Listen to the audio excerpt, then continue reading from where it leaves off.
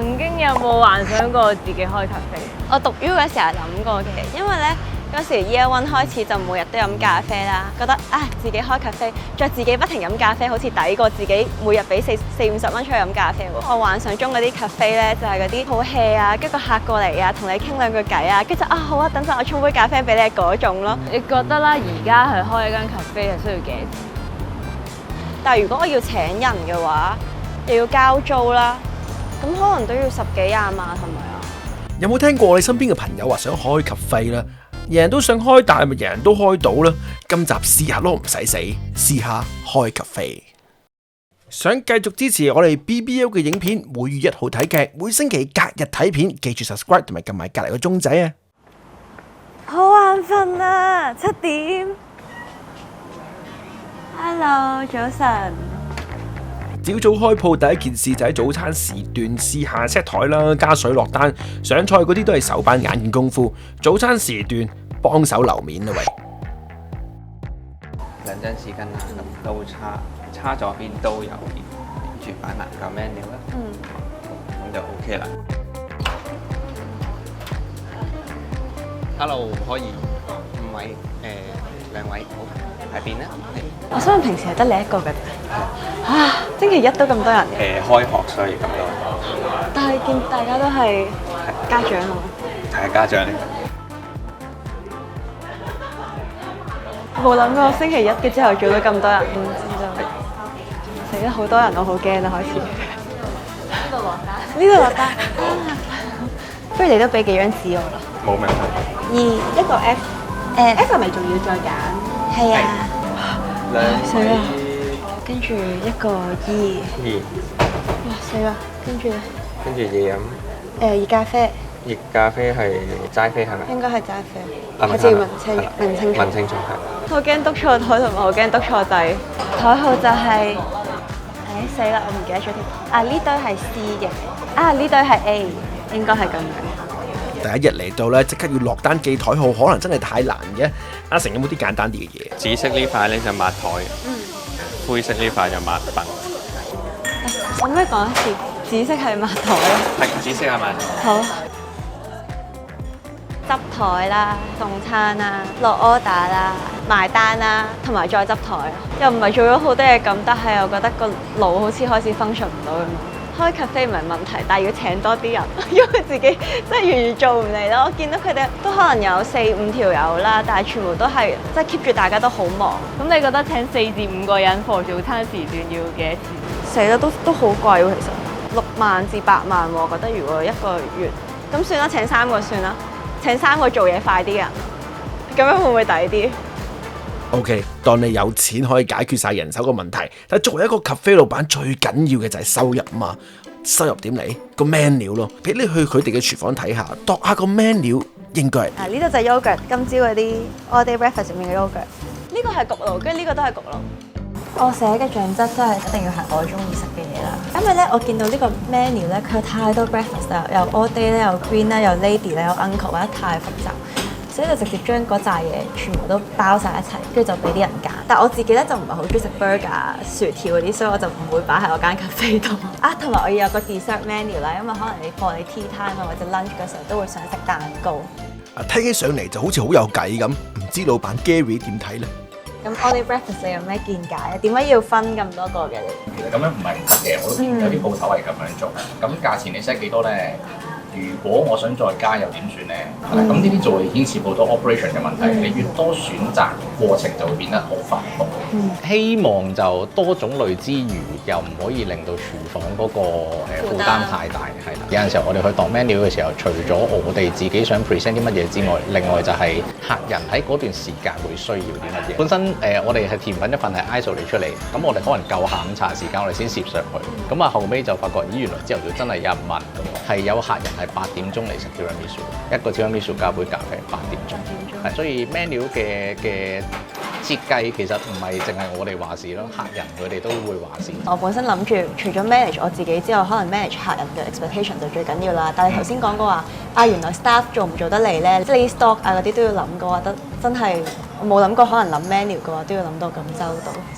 原來諗 menu 係咁難，仲有一樣嘢未諗嘅，錢啊！咖啡機先啦。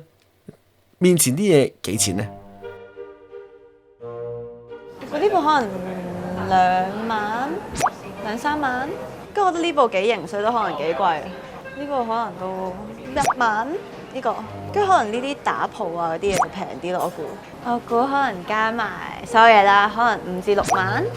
嗱，如果咧單講一啦，白色呢一部係啦，跟住之後第二呢一個加埋應該係10萬蚊左右，淨係呢一部都超過5萬嘅。咁呢啲咧，加埋呢啲咧，我呢啲就反而平啲喎，3000零4000蚊，林林沈沈嗰樣嘢加埋嘅話，我諗成個巴10零萬左右。即係淨係計個巴已經10幾萬。未計裝修。我呢個鋪頭 size around 1000尺嘅話，估計大約150至200萬左右。靚啲嘅話就再貴啲。有冇扭住你嘅諗法？有啊，完全唔夠錢，只可以買咖啡粉跟住沖俾人啊。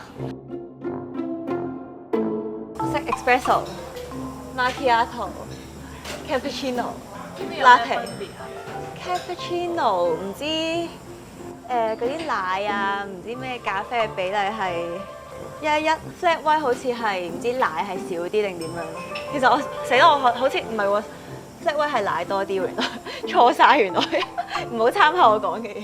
幫我洗一洗呢度星盤啲嘢佢啦，唔該你。上面嗰啲玻璃杯小心啲喎，好易打爛啊！即係呢度再加埋呢度。係啦，冇錯。真係好憎洗碗，唔係講笑。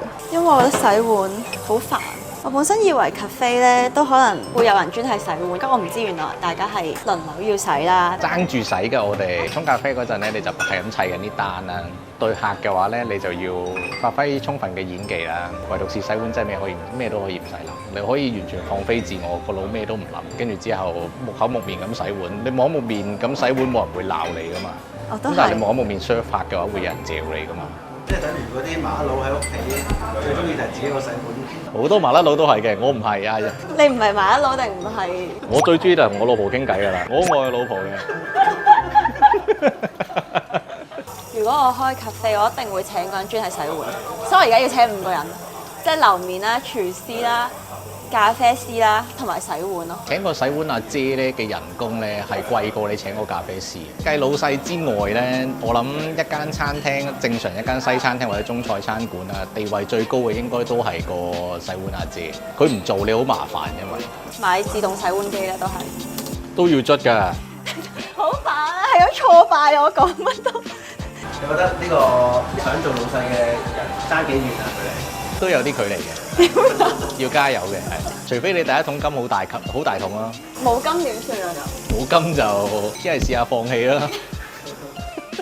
我覺得今日同我想象中好唔同，因為我今朝仲諗住應該都 OK 輕鬆嘅，因為我以為冇咁多人啊，但係我覺得做落幾個鐘其實都比我想象中攰，跟住除咗錢係一個問題之外，跟住你要諗下你要買啲乜嘢 equipment 啦，跟住又要諗呢個 menu 又唔係話你中意食咩就擺落去㗎啦喎，你要諗下個客想要啲咩啦，個 staff 可唔可以做到啦，即係咩唔 manage 到啦，跟住你要諗埋你啲 stock 啊、food stock 啊等等，所有嘢其實都係一個 require 好仔細嘅 planning 咯，唔係話我呢一刻有少少錢，我想開就開到咁。同埋我覺得我好似未對咖啡有嗰種熱情，即係我好似純粹係想要一個空間懶係 chill 咁樣咯。我當初就，我想問你當初揀九龍城呢個位係純粹即係你中意呢個地段啦，定係因為租嘅問題啊？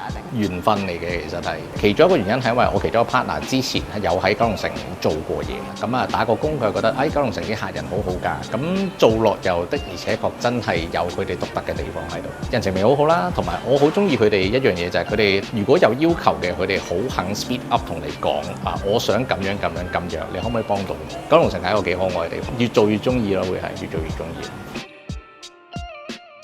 由佢個裝修去到 set menu， 去到你想點樣呈現成個 cafe 嘅 theme， 其實都係反映緊你個人對生活嘅一種美學。咁我覺得可能大家都某程度上都會想將自己嘅態度或者將自己想要嘅理念投射喺個空間，但係可能呢樣嘢係過分地美好。